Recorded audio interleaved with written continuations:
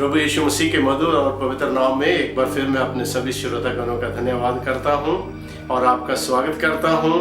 आपने इतने एपिसोड्स में, इतने जो है वो संदेशों में आपने जो है उनको सुना, उनके ऊपर ध्यान दिया और आपने प्रभु के वचन से आशीष पाई। परमेश्वर आपके साथ हो। आज हम एक नए विषय के ऊपर बातचीत करने जा रहे हैं और हमारा नया विषय जो है आज का वो है क्वालिटी टाइम। और ये संदेश हमारे जो है ये एल्डर जॉन ब्रैडशॉ के लिखे हुए संदेशों के ऊपर आधारित है और ये 20 मैसेजेस की संदेश की जो है वो एक सीरीज है। सो हमें बड़ी खुशी है कि हम आपके साथ ये शेयर कर सकते हैं, आपके साथ बांट सकते हैं। आइए इससे पहले कि हम संदेश में चलें, हम प्रभु से छोटी प्रार्थना करें। हमारे दयालु प्रभु, तेरा धन्यवाद देते हैं आज सुंदर समय के लिए। तूने हमें एक और अवसर दिया ताकि एक नए संदेश के साथ हम अपने श्रोतागणों के साथ, अपने व्यूअर्स के साथ बातचीत कर सकें। चाहते हैं प्रभु इस संदेश में तू हमारी अगुवाई कर। प्रभु यीशु के नाम से विनती मांगते हैं, आमीन। ये संदेश हमारा जो है ये समय के अनुसार बहुत ही महत्वपूर्ण है और इसमें जो है मैं इससे पहले कि हम संदेश में जाएं, I want to share one story with you.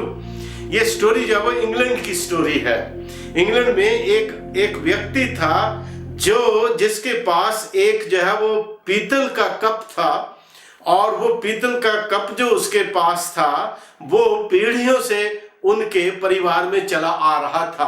पिता से बेटे के पास, बेटे से आगे उसके बेटे के पास, और उसका कोई ज्यादा महत्व जो है वो नहीं दिखाई देता था, एक डिब्बे में बंद था। लेकिन एक दिन उस व्यक्ति ने जो है उस कप के ऊपर उसका ध्यान गया और जब उसके ऊपर ध्यान गया तो उसने जो है उसके बारे में जो है किसी से पूछा कि इसकी कीमत जो है वो क्या है। तो किसी ने कम बताई, किसी ने दूसरी बताई। तब वो उस कप को संग्रहालय में लेके चला गया, एक म्यूजियम में लेके चला गया जो ब्रिटिश म्यूजियम था। और उसमें जब उसको लेके गया तो उन्होंने उसकी बनावट को लेकर और उसके मटेरियल को लेकर उन्होंने जो है उसकी कीमत जो थी वो 1 लाख जो है वो डॉलर उसकी कीमत जो है उन्होंने आंकी। सो बहुत सारी चीजें हमारी जिंदगी में ऐसी होती हैं जो हमारे चारों तरफ हैं लेकिन उसकी कोई वैल्यू जो है हम उसकी जो वो नहीं समझते हैं। ऐसे ही जॉन और मेरी कैलिफोर्निया में अपनी जब खेतों में जाते थे अपने, तो खेतों में जाते समय वो एक ही रास्ते से जाते थे और वो रास्ता जो है वो पैरों से काफी जो है वो नीचा हो गया था। तो एक दिन उन्होंने देखा कि उसमें उनको कुछ ऐसी चीज जो है वो चमकती हुई दिखाई दी लोहे की, और उन्होंने जब उसको खोला और उसको देखा तो उसके अंदर जो थे कम से कम 8 डिब्बे जो थे उसके अंदर सोने के सिक्के थे जिनकी कीमत जो थी कम से कम 10 मिलियन उनकी कीमत थी। सो इस तरीके से बहुत सारी चीजें हमारी जिंदगी में ऐसी आती हैं जिनके ऊपर हम ध्यान नहीं देते। और आज हम एक खास बात के ऊपर, आज एक हम खास इसी तरीके से एक खास खोज जो है वो आज हम करने जा रहे हैं जो इससे भी अधिक मूल्य की है, इससे भी ज्यादा इंपॉर्टेंट है। और आप जो है वो जब पवित्र शास्त्र बाइबल में आते हैं और उसमें जब देखते हैं तो अपनी आंखें जो है वो थोड़ी खुली रखें ताकि हम उन चीजों को, उन वस्तुओं को जो पवित्र शास्त्र बाइबल में आज भी हमारी समझ से नहीं आती है उनको जो है उनको समझ सकें। पवित्र शास्त्र बाइबल हमको बताती है कि इस संसार का रचयिता, इस संसार का बनाने वाला, इस दुनिया का सृष्टिकर्ता प्रभु यीशु मसीह है। यूहन्ना पहला अध्याय जॉन चैप्टर 1 वर्स 1 to 3 1 से 3 आयत में लिखता है, कहता है आदि में वचन था, वचन परमेश्वर के साथ था और वचन ही परमेश्वर था और उसी वचन के द्वारा संसार की तमाम वस्तुएं जो है वो सृजी गई, बनाई गई और उसके बिना कुछ भी उत्पन्न जो है वो नहीं किया गया। 1830 के दशक में इसी चीज के ऊपर, सृष्टि के ऊपर चार्ल्स डार्विन ने जो है अपनी थ्योरी निकाली थी और उसने उस थ्योरी को और उस अपनी शिक्षा को जो क्रिएशन और सृष्टि के विषय में थी उसको लेकर वो दुनिया के भ्रमण के ऊपर निकला और ऐसी ऐसी जगहों पर जाकर उसने उसका प्रचार जो है वो उसका किया। लेकिन उस थ्योरी को आज भी दुनिया में कोई सच साबित जो वो नहीं कर पाया है। प्रकाशित वाक्य की पुस्तक हमें एक अद्भुत खोज के विषय में बताती है, हमें ले चलती है, वो परमेश्वर के वचन की खोज के विषय में। और हम देखते हैं कि पवित्र शास्त्र बाइबल बताती है कि इस संसार की सृष्टि जो है वो किस तरीके से हुई है। हर एक व्यक्ति जानना तो चाहता है कि दुनिया की सृष्टि कैसे हुई है। इसके लिए हजारों लाखों भ्रम जो है वो दुनिया में पाए जाते हैं, लाखों विचार पाए जाते हैं, और इंसान अपने तरीके से अपनी सोच के अनुसार उसको समझने की कोशिश करता है। लेकिन परमेश्वर का वचन, पवित्र शास्त्र बाइबल, जो पवित्र आत्मा की प्रेरणा से रचा गया है, ये हमें इसका सही जो है वो इसका हमें वर्णन जो है वो देता है। और लिखता है भजन संहिता उसका 33वां अध्याय उसके 6 आयत में और 9 आयत में लिखता है, कहता आकाश मंडल यहोवा के वचन से और उसके सारे गण उसके मुंह की श्वास से बने हैं, क्योंकि जब उसने कहा तब हो गया, और जब उसने आज्ञा दी तब वास्तव में वैसा ही हो गया। ये संसार, ये दुनिया जिसमें मैं और आप रह रहे हैं, इसमें अलग अलग विचार जो है इंसान के पाए जाते हैं कि ये संसार किस तरीके से आज जो है वो इसकी सृष्टि हुई, इसकी संरचना हुई। लेकिन मनुष्य की रचना के ऊपर भी इंसान के अलग अलग विचार पाए जाते हैं। चार्ल्स डार्विन की थ्योरी जो है वो बड़ी जबरदस्त विचार है उसका, कि मनुष्य जो है वो ट्रांसफिगरेशन से और चेंज होते होते जो है वो इस दुनिया में जो है वो आया। पर पवित्र शास्त्र बाइबल उसकी सत्यता को कोई भी दुनिया में प्रमाणित जो है वो प्रिय भाई बहन नहीं कर सका, और इसलिए नहीं कर सका क्योंकि उसके अंदर कुछ सत्य है ही नहीं संसार की सृष्टि के विषय में। और जैसे सिद्धांत उसमें बताए गए हैं वैसे सिद्धांत आज संसार में जो है वो नहीं पाए जाते, नहीं मिलते हैं हमको, जिससे उस थ्योरी के ऊपर विश्वास किया जाए। लेकिन पवित्र शास्त्र बाइबल की थ्योरी जो है ये हमको बताती है कि प्रभु यीशु मसीह इस संसार का रचयिता है, और उसकी श्वास से, उसके शब्दों से, उसके वचनों से ये संसार जो है वो सृष्टि में जो है वो आया और इस दुनिया की रचना की गई। जब पवित्र शास्त्र बाइबल में पढ़ते हैं पहले अध्याय के ऊपर शैतान ने बहुत हमले किए हैं प्रिय भाई बहन, ये बताने के लिए कि मनुष्य जो है वो पक्षियों से, जानवरों से जो है वो बदल के इस दुनिया में आया है। पर पवित्र शास्त्र वचन लिखता है, कहता है कि परमेश्वर ने जब इस संसार की रचना की, पहले दिन उसने ज्योति को बनाया, फिर उसने आकाश और पृथ्वी को बनाया, फिर उसने जो है वो जितने भी जो है वो पेड़ पौधे जो है संसार में पाए जाते उनको उसने बनाया, फिर उसने सूरज, चांद और सितारों को आकाश में बनाया, और उसके बाद जो है उसने पृथ्वी पर रेंगने वाले जंतुओं को उसने बनाया, पानी के जंतुओं को उसने बनाया, और छठे दिन उसने मनुष्य की रचना की। और परमेश्वर ने कहा आओ हम मनुष्य को अपने स्वरूप और अपनी सूरत के ऊपर उसको बनाए। तो ये भाई बहन, मनुष्य की संरचना बड़ी अद्भुत संरचना है, वो परमेश्वर की ओर से है, मेरे और आपकी ओर से नहीं है। और छठे दिन जब परमेश्वर ने मनुष्य को बनाया तो परमेश्वर का क्रिएशन का काम, जो सृष्टि का काम जो वो पूरा नहीं हो गया, वो पूरा नहीं हो गया, क्योंकि 7वें दिन परमेश्वर ने, पवित्र शास्त्र बाइबल बड़ी स्पष्टता से इस बात को लिखती है कि 7वें दिन को परमेश्वर ने क्या किया, अपनी सृष्टि के, अपनी सृजन संरचना के स्मारक के रूप में, उसके स्मरण के रूप में और उसकी यादगारी के रूप में परमेश्वर ने 7वें दिन को बनाया। और वचन में लिखता है कि परमेश्वर ने 7वें दिन को आशीर्वाद दिया, 7वें दिन को पवित्र ठहराया, और परमेश्वर ने 7वें दिन विश्राम किया अपने कामों से। ये बड़ी अद्भुत बात है प्रिय भाई बहन। परमेश्वर जानता था मनुष्य की सृष्टि के बारे में कि मनुष्य यदि काम में लग गया तो उसको विश्राम की भी जरूरत है, उसको आराम की जरूरत है। मनुष्य को जो है वो अपने परमेश्वर, अपने सृजनहार के साथ अपना संबंध और अपने रिलेशन कायम करने की भी जरूरत है।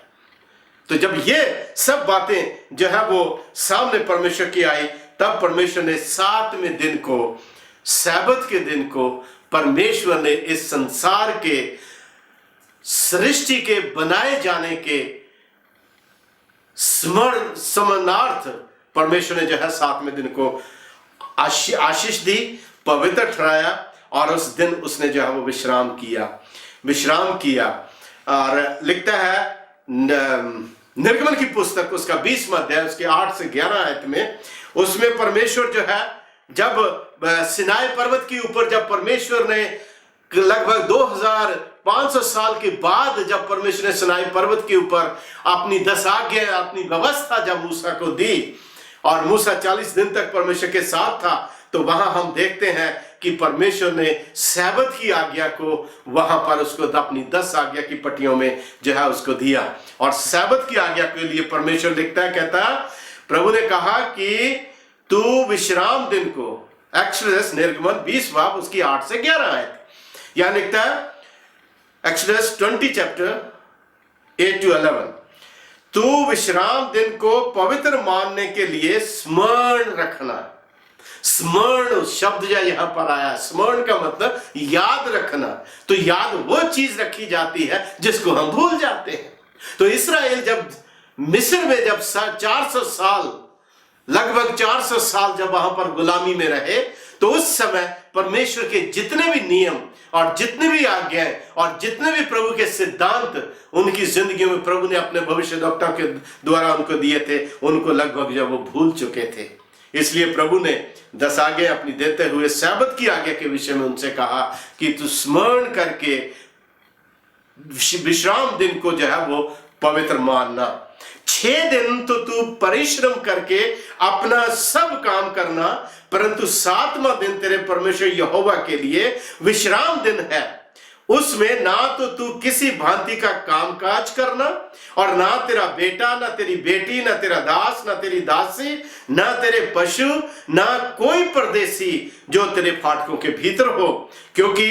क्योंकि याद रखिए प्रिय भाई बहन, ये क्योंकि शब्द यह बहुत इंपॉर्टेंट है, क्योंकि ये पहले सत्य को बाद के विचार से, बाद के सत्य से जो वो जोड़ता है। ये एक लिंकिंग वर्ड है अपने आप में। और लिखता कहता हमें क्यों सैबत को पवित्र मानने की जरूरत है, क्यों उसको जो है वो परमेश्वर के डर भय में रहते हुए उस दिन विश्राम करने की जरूरत है। इसलिए क्योंकि 6 दिन में यहोवा ने आकाश, 11वां पद 11th वर्स, क्योंकि 6 दिन में यहोवा ने आकाश और पृथ्वी और समुद्र और जो कुछ उनमें है सबको बनाया और 7वें दिन विश्राम किया। इस कारण यहोवा ने विश्राम दिन को आशीष दी और उसको पवित्र ठहराया। प्रिय भाई बहन, ये जो है परमेश्वर की आज्ञा है, ये हमें सलाह नहीं है, ये परमेश्वर की सम्मति नहीं है कि हम इसको माने। उसकी आज्ञा है, उसकी उस सृष्टि के लिए, उसकी उस संसार के लोगों के लिए जिनको उसने अपनी शक्ल और अपनी सूरत के ऊर जो वो बनाया है।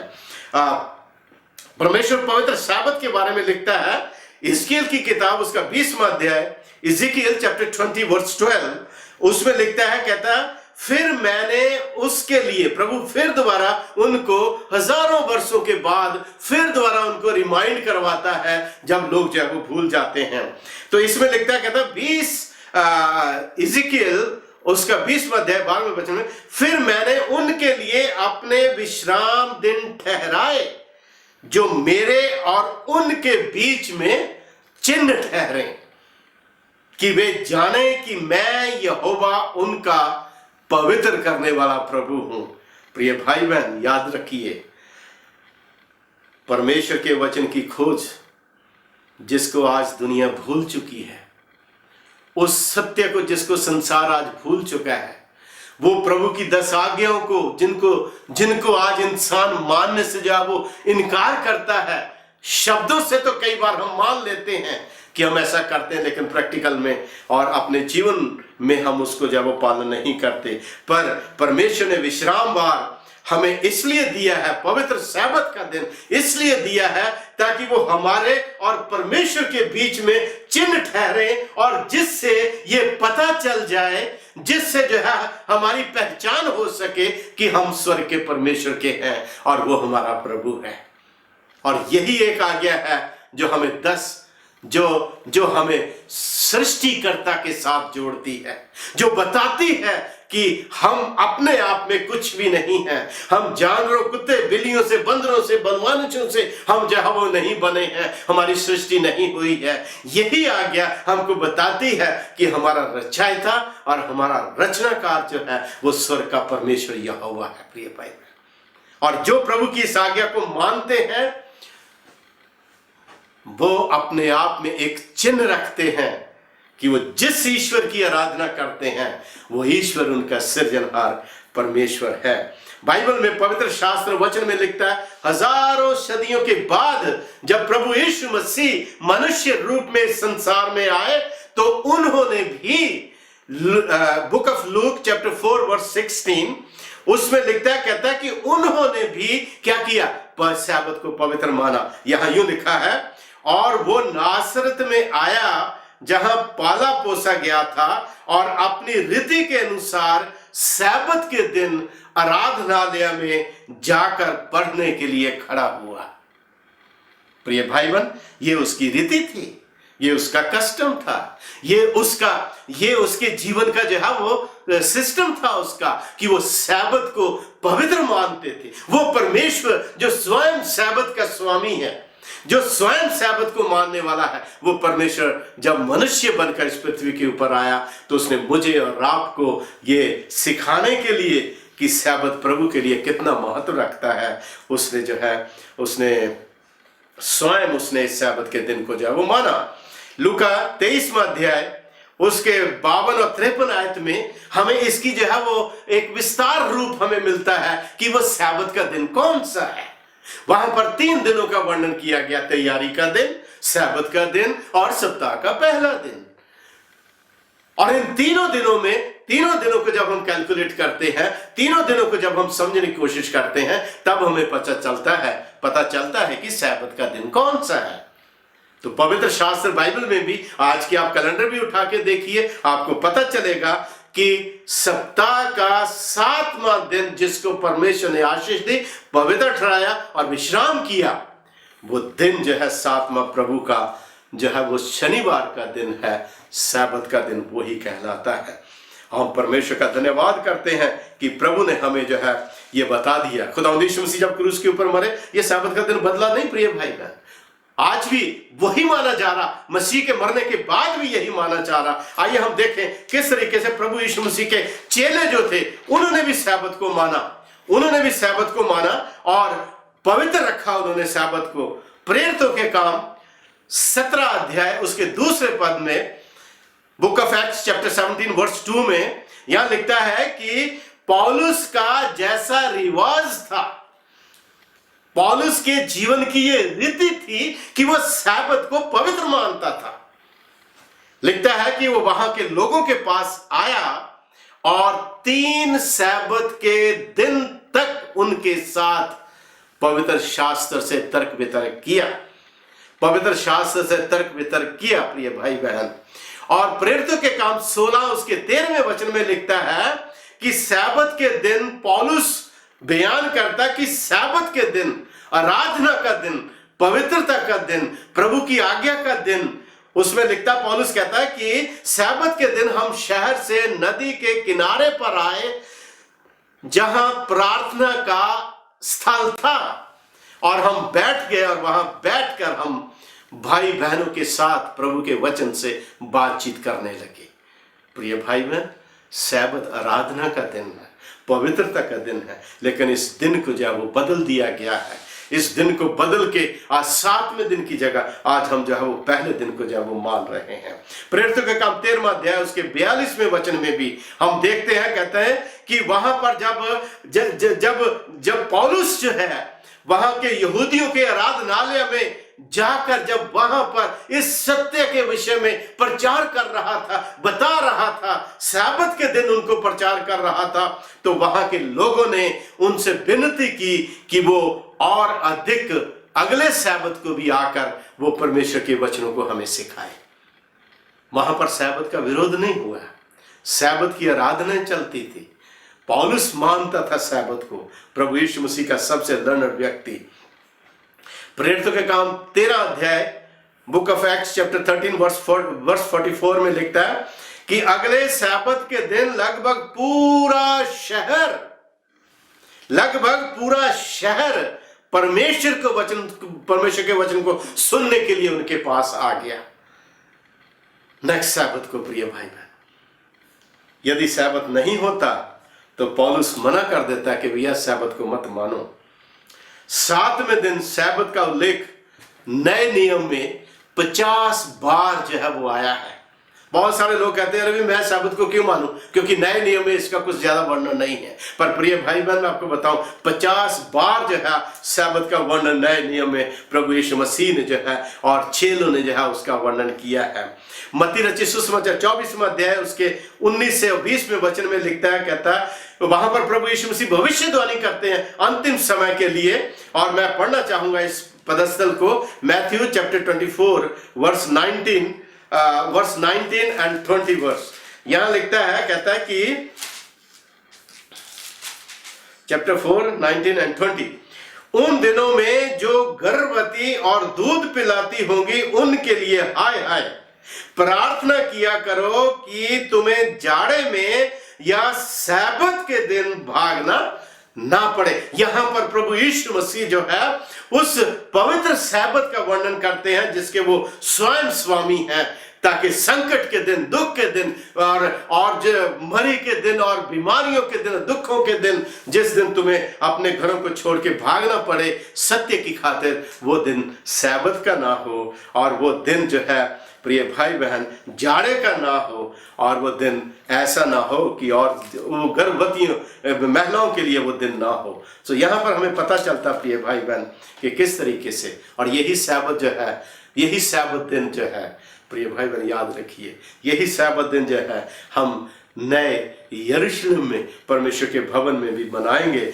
जिशाया 66 बाब उसके 22 से लेकर 23वें वचन में यहाँ यूं लिखता है, जिस तरह मैं नया आकाश और नई पृथ्वी बनाने पर हूं वो मेरे सन्मुख बनी रहेगी, उसी तरीके से तुम्हारा वंश भी मेरे सन्मुख बना रहेगा।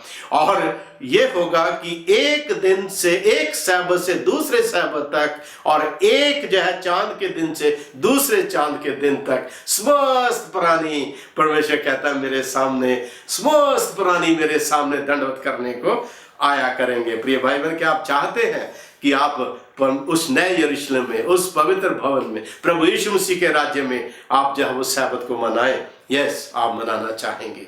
बिल्कुल, मुझे आशा है कि आप इन वचनों के ऊपर ध्यान देंगे, विचार करेंगे इनके ऊपर कि ये परमेश्वर का वही पवित्र दिन है। और नेक्स्ट संदेश में हम इसके बारे में और जो है वो थोड़ा सा सीखेंगे। यहाँ पर एक कहानी के साथ मैं अंत करना चाहूंगा।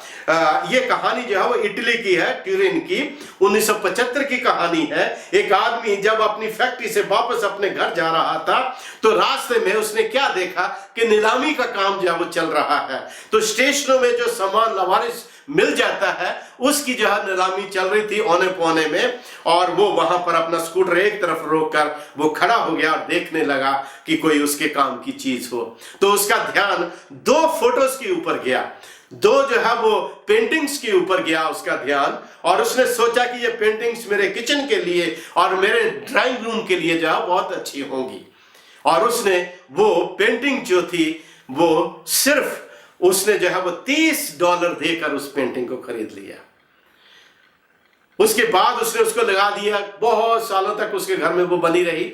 लेकिन उसका बेटा आगे जाकर जो है वो एक आर्टिस्ट बना, एक कलाकार बना, एक पेंटर बना, और उसका ध्यान जब उस पिक्चर के ऊपर, उनके ऊपर गया तो तब उसने देखा कि वो पिक्चर जो है वो बहुत कीमती है। और जब वो लेकर उनको मार्केट में गया प्रिय भाई बहन, तो वो जो $30 में उन्होंने खरीदी थी, आपको मालूम उनकी कीमत कितनी थी? $50 मिलियन, $50 मिलियन, क्योंकि वो ओरिजिनल पेंटिंग थी पियरे बोनार्ड की और पॉल गॉगिन की। ओरिजिनल पेंटिंग थी डियर फ्रेंड्स। तो इस तरीके से बहुत सारी चीजें, बहुत सारे सत्य बाइबल के ऐसे हैं जो हम अभी तक जो है वो जानते हैं, हमारे आज सामने हैं, लेकिन हम उनको जो है उनके ऊपर ध्यान नहीं देते, उनकी इंपॉर्टेंस को नहीं समझते। इसी तरीके से सैबत, सृष्टि और इस संसार की, वो भी ऐसे विषय हैं जिनके ऊपर हमें ध्यान देने की जरूरत है, ताकि हम जानें कि हमारा सृष्टिकर्ता प्रभु है और उसने हमें एक दिन दिया है अपने पवित्र वचन को मानने के लिए। खुदावंद आपको बरकत दे। आप इन वचनों के ऊपर ध्यान दीजिए प्रिय भाई बहन। यदि आपको अच्छे लगे अपने दोस्त मित्रों के साथ शेयर कीजिए, और यदि आपके कुछ प्रश्न हो, सवाल हो, तो आप हमसे जो है वो बातचीत कर सकते हैं। हमारे इसके ऊपर जो है आपको नंबर जो है वो दे दिया जाएगा, फोन नंबर, और आप उसके ऊपर कॉल करके हमारे साथ बातचीत कर सकते हैं, इस सत्य के बारे में और जान सकते हैं। और इससे पहले कि हम एंड करें, आइए प्रभु से प्रार्थना करें। हमारे दयालु अनुग्रहकारी प्रभु, हम तेरा धन्यवाद देते हैं इन वचनों के लिए, इन सत्यता के लिए, इन गहराइयों के लिए जो परमेश्वर तेरी सृष्टि में, तेरी 10 आज्ञाओं में और पवित्र सैबत को मानने में जो तेरी आशीषें हैं, ब्लेसिंग्स हैं प्रभु, हम उनसे अनभिज्ञ रहते हैं। लेकिन आज हमने जाना है प्रभु कि तू हमारे जीवन का बनाने वाला, तू हमारा रचयिता है। इसलिए हम अपने जीवनों को तेरे हाथों में सौंपते और चाहते प्रभु तो अपनी बुद्धि और ज्ञान हमको दे, ताकि हम इन वचनों की सत्यता को समझ सकें और तेरे रूप में बढ़ते चले जाएं। हमारे श्रोतागणों के साथ हो। यदि कोई बीमार, कोई परेशान, कोई दुख में है और कोई किसी तरीके की जदोजहद में है, संघर्ष में है, प्रभु तू अपनी करुणा, अपनी दया उनके ऊपर कर, अपने पवित्र आत्मा के द्वारा उनको छूना प्रभु, ताकि उनके दुख दूर हो सकें और ये वचन उनकी जिंदगियों में परमेश्वर तेरी आशीष और तेरी महिमा लेकर आ सके। प्रभु यीशु के नाम से ये विनती मांगते, सुन, ग्रहण कर। आमीन, आमीन।